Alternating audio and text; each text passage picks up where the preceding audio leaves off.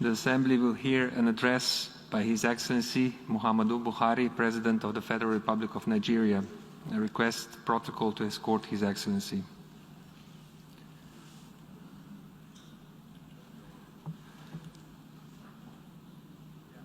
On behalf of the General Assembly, I have the honor to welcome to the United Nations His Excellency Muhammadu Buhari, President of the Federal Republic of Nigeria, and invite him to address the Assembly.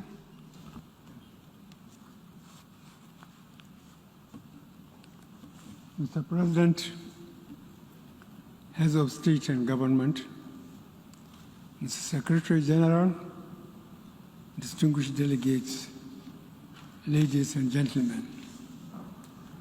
Mr. President, let me, on behalf of the government and people of Nigeria, congratulate you on your well-deserved election as President of the 76th session of the United Nations General Assembly.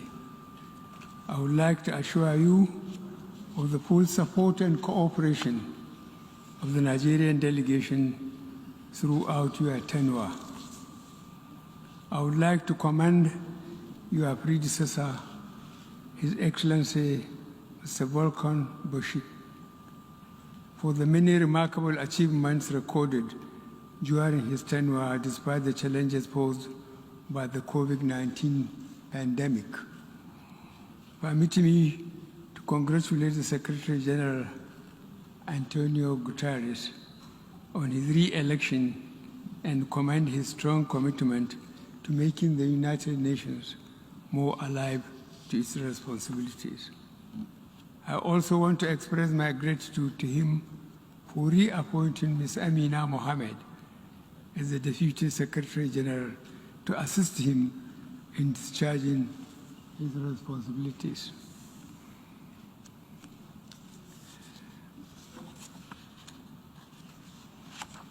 Mr. President, excuse me, the theme of this year's General Assembly, Building Silence, Resilience through Hope to Recover from COVID-19, Rebuild Sustainability, Respond to Needs of the Planet, Respect the Rights of the People, and Revitalize the United Nations sums up our common desire to rescue our planet, recover our economies, and restore hope to all the peoples of the world. In this regard, my delegation will continue to support the United Nations as the indispensable forum for international cooperation and the cornerstone of the multilateral system rooted in respect for international law, including international human rights law, and predicated on a rules-based order. Mr. President, I want to thank the international community for the concerted response to COVID-19. The solidarity and the drive to contain the first truly global health emergency of our time is a pointer to the many things we can achieve if we work together. On our part, Nigeria has made strenuous efforts to contain the virus and hold its deadly onslaught on our people. Our efforts have been rewarded with moderate success. At the outset, we recognize detection and contact tracing to be important tools in combating the virus. In this connection, from a mere 4 laboratories with testing and detection capacities, we ramped up the facilities to over 140 centers today. Similarly, we built isolation centers and emergency hospitals wards in record time all over the country. We carry out genomic sequencing in designated laboratories across the country with a view to detecting variants in circulation. In addition, over 40,000 healthcare workers have recently been trained on infection prevention and control measures with the support of various partners. Nigeria remains grateful for the assistance received from our partners and friends all over the world. Vaccination is the key to our safe emergence from the pandemic. We fully support the COVAX initiative, from which we have benefited. We also thank the United States of America, Turkey, India, China, European Union, and others for the vaccines provided. Despite the acknowledgement, however, I would like to reiterate my call for a fairer and more equitable distribution of vaccines in all countries so that together we can fight and contain the pandemic. The rising wave of newer and more contagious strains makes this even more urgent. No country can afford the socio-economic implications of prolonged shutdown. It is imperative to underscore that no one is safe until everyone is safe. Mr. President, Nigeria remains deeply concerned over the illicit trade, transfer, and circulation of small arms and light weapons. Their excessive accumulation and uncontrolled spread in many regions of the world are having devastating humanitarian and socio-economic consequences, especially on the continent of Africa. It is on this note that my delegation calls for the worldwide application of the Arms Trade Treaty to codify accountability in conventional arms trade, which is critical to the security of nations. This is in recognition of the need for a broad-based global partnership in the ongoing battle against transborder crimes, including terrorism and piracy.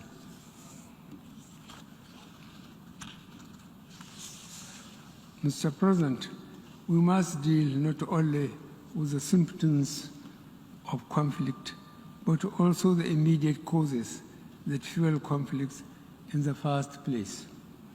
These include poor and undemocratic governance, human rights abuses, poverty, ignorance, injustice, and inequalities.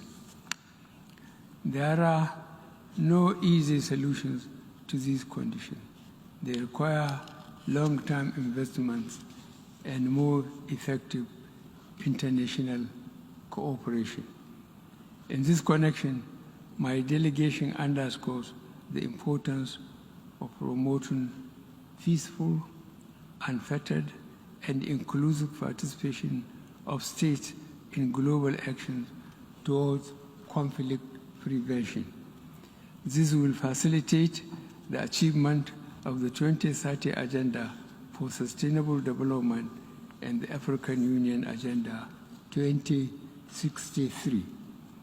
In West Africa especially, our democratic gains of the past decades are now being eroded. The recent trend of unconstitutional takeover of power, sometimes in reaction to unilateral changes of constitution by some leaders, must not be tolerated by the international community. Nigeria fully supports the efforts of ECOWAS to address this growing challenge and appreciates the support of both the African Union and the United Nations. In this regard, I would like to reiterate that as leaders of our individual member states, we need to adhere to constitutional provisions of our countries, particularly on term limits. This is one area that generates crisis and political tension in our sub-region. Mr. President, Nigeria is fully committed to nuclear non-proliferation and has always supported the view that it should involve all states.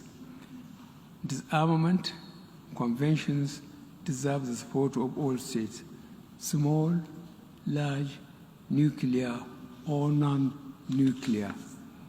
Nuclear weapons remain the ultimate agents of mass destruction, and their total elimination should be the final objective of all disarmament processes within the broad spectrum of goals being pursued by the United Nations.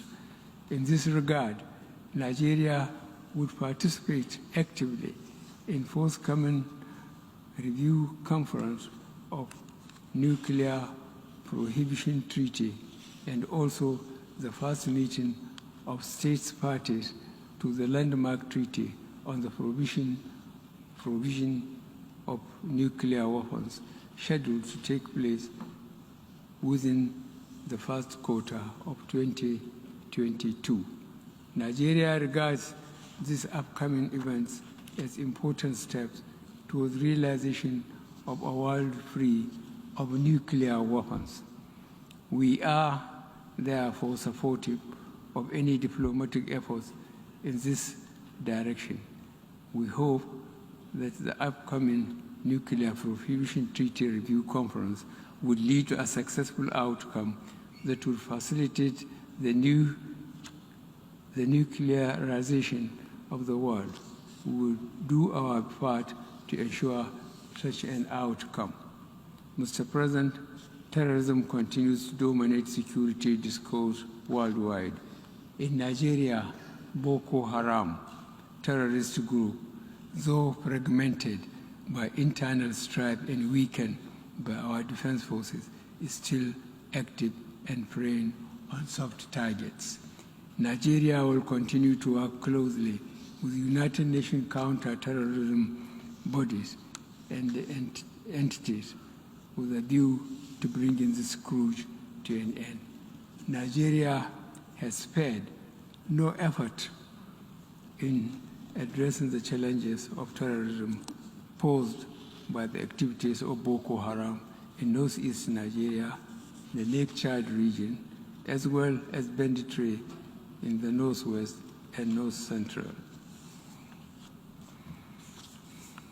Mr. President, the impact of climate change is already with us in Nigeria, manifesting in various ways: conflict trigger, food insecurity, drying up of lakes, loss of livelihood, and youth migration, among others.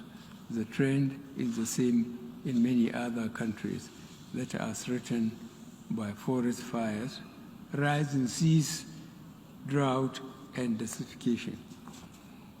As leaders, we must create inclusive and gender-sensitive policies that address all issues connected to climate action for mitigation and resilience. This is why we are working on a transition to low-carbon economy consistent with achieving the Paris Climate Agreement on the Sustainable Development Goals. Mr. President, combating illicit financial flows and ensuring the recovery and return of illicitly acquired assets have the potential to provide resources in the immediate term for financing development in the area of COVID-19 pandemic and beyond. It drives national governments of resources needed to provide adequate and meaningful sources of livelihood for their citizens. The latter gives rise to more irregular migration patterns and unwholesome consequences for interstate and human relations. Mr. President, the issue of debt, we have seen that developing countries have been faced with unsustainable debt burdens even before the pandemic. The COVID-19 pandemic has increased the risk of a new wave of deepening debt where vital public financial resources are allocated to external debt servicing and payments at the expense of domestic health and financing for critical development needs. Therefore, there is an urgent need to consider expansion and extension of debt service suspension initiative to include all least developed countries and small island developing states facing fiscal and liquidity challenges. Mr. President, Nigeria reaffirms that international trade is an engine for development and sustained economic growth, as well as global eradication of poverty. We therefore call for the reform agenda that will engender better recovery from this crisis, build resilience to future shocks, and pursue transformative development strategies that can deliver the 2030 Sustainable Development Goals. Mr. President, the global food system has, in recent times, been impacted by several factors, such as population growth, availability and accessibility of arable land and water resources, climate change, and loss of biodiversity. Climate change and unpredictable shocks, such as the current global pandemic, further exacerbate vulnerabilities in the global food system, requiring the United Nations urgent attention. Mr. President, Nigeria has been steadfast in safeguarding human rights, including the advancement of women, the protection of children, the protection of the rights of people living with disabilities, the treatment of migrants, refugees, returnees, and displaced persons, as well as the promotion of fundamental freedoms through all legitimate means. In this regard, my delegation recommends the positive example of leaders like Prime Minister Jacinda Ardern of New Zealand. The recent rise in hate-related crimes globally underscores the urgent need to continue our engagement about racism, racial discrimination, xenophobia, and other related intolerance. It is sad to note that the issue of racism remains alive globally. We are beginning to forget our affirmation of the inherent dignity and the equal and inalienable rights of every individual as enshrined in the United Nations Charter. No society can claim to be free or just if it is deprived of any one of these rights. Today, racism drives hate crimes and institutional discrimination. In all this, Africans and people of African descent are among the major victims. I am confident that this forum will make significant impact in the quest to end race-related vices and injustice. Mr. President, no reform of the United Nations system is more urgent than that of Security Council. Stakeholders around the world are asking how such power could be concentrated in scant representation. The governmental negotiations have taken too long, some 15 years. We must avoid going in circles. Consensus has been achieved in some of the elements of this reform, especially that of the representation of Africa on the basis of the El-Zuwaini Consensus and the Sartre Declaration. It is unreasonable to expect unanimity in this matter. Mr. President, our organization is at the peak of the multilateral system. It is also the preeminent body for solving our current and emerging challenges and for developing norms that are protective of us all. In the current moment, hope for this is dependent on how we assist each other to get COVID-19 out of all countries, regardless of their classification. We can do and we must do. In this regard, let me close my statement by paying special tribute to a great and humane internationalist and an exemplary practitioner of multilateral cooperation. I am speaking of Chancellor Angela Merkel of the Federal Republic of Germany. As she exits the stage, we wish her well. Thank you.